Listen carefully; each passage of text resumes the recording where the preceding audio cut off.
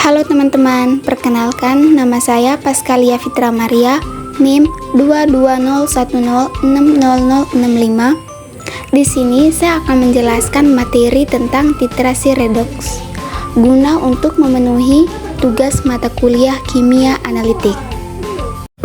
Sebelum masuk ke materinya, adapun pokok pembahasannya yaitu pengertian titrasi redoks, syarat titrasi redoks, macam-macam titrasi redoks, dan prinsip titrasi redoks.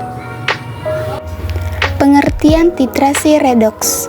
Titrasi redoks adalah metode kuantitatif yang reaksi utamanya adalah reaksi redoks, di mana reaksi ini hanya berlangsung kalau terjadi interaksi dari senyawa, ion, unsur yang bersifat oksidator dengan unsur senyawa ion bersifat reduktor dalam jurnal Hamdani 2011. Titrasi redoks banyak digunakan untuk penentuan kadar logam atau senyawa yang bersifat sebagai oksidator atau reduktor. Titik akhir titrasi dalam titrasi redoks dapat dilakukan dengan membuat kurva titrasi antara potensial larutan dengan volume titran atau potensiometri, atau dapat juga menggunakan indikator. Reaksi redoks secara luas digunakan dalam analisa titrimetri baik untuk zat anorganik maupun organik. Berikutnya, syarat-syarat larutan baku primer yaitu: yang pertama, mudah diperoleh dalam bentuk murni; yang kedua, mudah dikeringkan; yang ketiga, larutan harus stabil; yang keempat, memiliki massa molar yang besar; yang kelima, reaksi dengan zat yang dibakukan harus stoikiometri sehingga dicapai dasar perhitungan. Macam-macam titrasi redoks.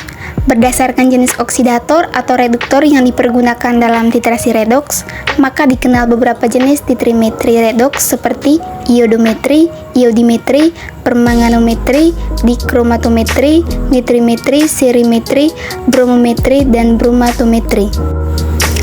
Yang pertama, iodimetri dan iodometri. Titrasi dengan iodin ada dua macam, yaitu iodimetri secara langsung dan iodometri secara tidak langsung. Dalam iodimetri, iodin digunakan sebagai oksidator, sedangkan dalam iodometri, iodida digunakan sebagai reduktor.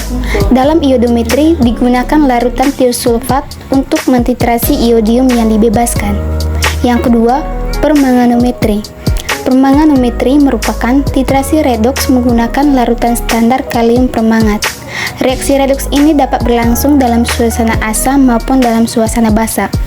Yang ketiga, dikromatometri. Dikromatometri adalah titrasi redoks yang menggunakan senyawa dikromat sebagai oksidator. Yang keempat, serimetri. Serimetri adalah titrasi menggunakan larutan baku serin sulfat untuk zat uji yang bersifat reduktor. Yang kelima, nitrimetri. Metode nitrimetri merupakan titrasi yang menggunakan dalam analisa senyawa-senyawa organik, khususnya untuk persenyawaan amina primer. Yang keenam, bromometri dan bromatometri.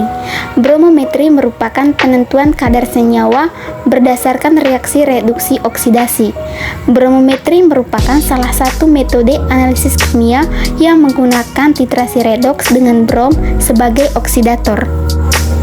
Teman-teman, ternyata reaksi redoks dapat diterapkan dalam kehidupan sehari-hari loh. Yang pertama itu pelapisan logam dengan logam yang dikenal dengan istilah electroplating, yang merupakan salah satu teknik pencegahan korosi logam. Yang kedua, proses fotosintesis. Yang ketiga, proses pemutihan dengan menggunakan NaCl. Selain itu teman-teman, kegunaan titrasi redoks itu untuk mengetahui kadar dari zat-zat yang bilangan oksidasinya masih dapat dioksidasi.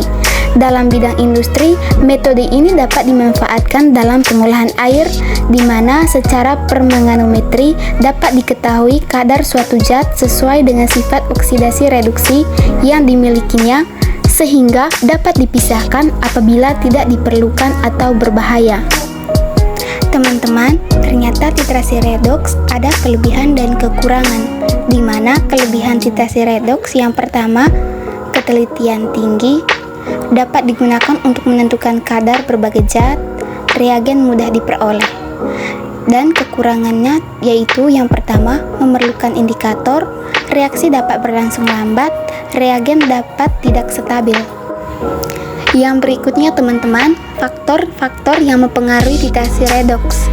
Yang pertama, adanya faktor pencarian dari lapisan dalam tanah yang menyebabkan tanah membentuk lapisan oksidasi dan lapisan reduksi.